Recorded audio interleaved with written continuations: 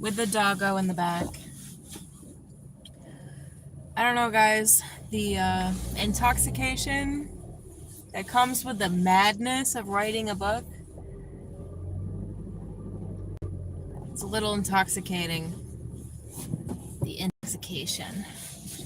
The frickin' madness that comes with writing a book is a little intoxicating. I could call it the real story of Harley Quinn. Harley Quinn is a comic book character made after me. The real story of Harley Quinn. The fucking madness. Why was that bitch so crazy? I could fucking tell you why she was so crazy. I'm just trying this out. Dude. The madness with writing a book about my story, like the mental health I've already descended into just like thinking about it, it's sort of intoxicating because like this world is such bullshit, you know what I mean? You're like, oh, well, why would anyone want to protect their mental health? Like, why would any person decide to protect their mental health? Is because this world is dependent on us protecting our mental health. So, fuck, right? Like, forget the way things are. They could come better. Like, the way the world is, it could become better. But in the meantime, months in between, it could be kind of intoxicating to just fucking say fuck the world, tell my story, say fuck everyone. The task of telling it's sobering. It would involve a lot of alcohol if I'm alone. If I'm still here by I don't know, even if I wasn't alone, I feel like I would be an intense alcoholic while I'm writing this book. Because revisiting everything that I've already walked away from, like revisiting everything that I've already done and come to pass and like came out victorious, most people don't know because it was happening in private, right? It was happening in secrecy. Every victory that I've had happened in secrecy. Nobody knows except for a handful of people who followed my channel since frickin' like 2016 when I started to be a crazy bitch. And I started to be a crazy bitch because I was trying to figure out why the hell can't men and women get along in this world? And why are there all these other women that are just parading as some kind of frauds? Why are they getting our boyfriends to cheat on us? I'm not a victim, but it's like, dude, you'd have like a good boyfriend, but then some fucking whore would be like, hey, look at my tits. And he'd be like, wow, I'm retarded. Look at those tits. And he wouldn't protect you from anything. In fact, he would just be like, oh, I'm just going to stare at these tits. And you know, my story is child trafficking crackdown, but I'll tell you where it started. It started from a partner who could not be faithful. The dude was literally retarded.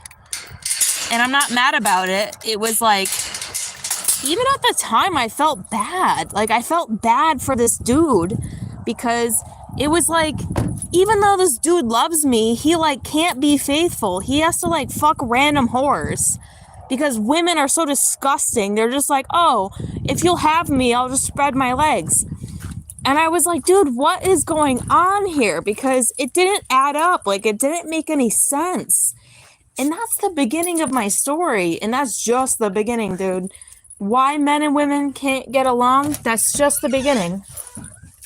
Why men and women can't get along? That was just the beginning.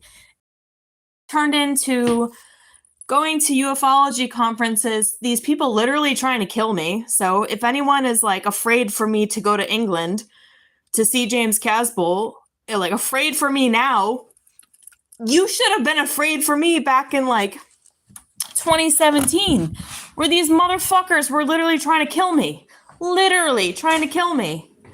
The fear is not now, it was then. Good God. And I survived, obviously. Who gives a shit? Who gives a shit about them?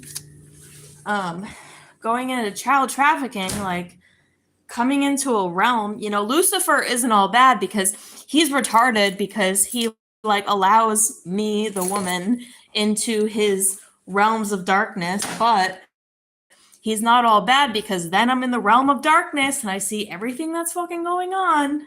And then I began to just do God's will. Like, I'm a super soldier in real life. Like, I have some weird psionic abilities with the military that is way bigger and better than any military that you know exists. But I know they exist and they work on my behalf. So long as I'm singing, so long as I'm surveilling. This is why no one could ever arrest me for anything, was because I was just there, like literally just like there opening my eyes. Hey, opening my eyes, here they are. I didn't do anything after that. So if their shit got blown up, that was on them. I didn't do anything. I was literally just there seeing it and saying it. Fast forward many years later, I'm just trying to live a normal life. I've been doing really good at that. After the satanic cults in Austin, Texas wouldn't allow me to get a job anywhere, they tried to bring me to homelessness, and they actually did for a week. I was homeless for a week. I didn't talk to my family for a year. I started talking to my family again because I was homeless, and they gave me money to get a home. Before that, I used every last dime and dollar to get a car, to get an apartment, to get the frick out of Austin, because these people were not going to allow me to live. Good. I was so glad about that. And I've just been living a normal life. Until I came into a relationship with James Casbolt, it's not so normal anymore. And we're trying to find what normal is. Normal is just like what makes you happy. And we're trying to like navigate this land of like, do we tell people what happened or do we just move on? Do we have time for this? Like, do we need to tell anybody? Does anybody need to know? We don't know. That's it. We don't know. That's it. We just don't know. What's up? Hello, hello. Thank you. Welcome. You guys are so great. Thank you. Sorry for what you went through. That's so sweet. Thank you for the sentiment. Yeah, it was like walking across a bridge that was crumbling. So, mental health check. When people are like used to living a life of chaos where you're just running across a bridge that is crumbling beneath you, and then all of a sudden there's no longer a bridge that is crumbling beneath you, you like don't know what to do. So that's how I would describe 2024. Is it was a year where I had no problems, and like within that was a problem because I had no problems, because all I'm used to is problems. So it was hard to navigate, and I did, and now I just live ordinary day-to-day life, and I have my routine. I take care of my animals. My animals are like everything. I have 5 chickens, a Great Pyrenees, and a tuxedo cat, who they're all outdoor animals, but like this is my family, is my animals. My life is so normal, but I'm willing to go back and descend into chaos if there's a reason for descending into chaos, because it's still there. Like, I can still do it. I can still become like incredibly mentally ill and also like maintain my status in the world, because I've always been able to do that for a reason, if it presents itself, or it's just the end. Like, this is the reason why I never wrote a book, was because I always thought that like the end was here. It was now. I believe in the rapture. I believed I was taking in the rapture. And now I don't want to, I never wanted to go in the rapture though. Isn't that funny? Like I have been preaching the rapture, but like me personally, I always wanted to stay back and I always wanted to watch the world descend into chaos. So if I descend into chaos and the world descends into chaos, there's a parallel universe that is happening that I was like, yeah, okay, let's fucking do it. I don't know. Because how normal is normal when there are so many stipulations upon it? Like, how normal is normal when, like, you need money to do everything? I don't understand in my brain why I can't just do what I want to do because I need money. And then all the barriers to get money are like, it seems like so bizarre to me because those stipulations are there for other people. And we need a nice plague, if you don't mind me saying. We need a nice plague to wipe these people out. The negative Nancys, the like extreme narcissists, like wipe them out, dude. Because the stipulations are for them. They're not for us, but we're living in the same world and they fall on us. So wipe out the negative Nancys, the negative people. God's will be done. Babylon falls.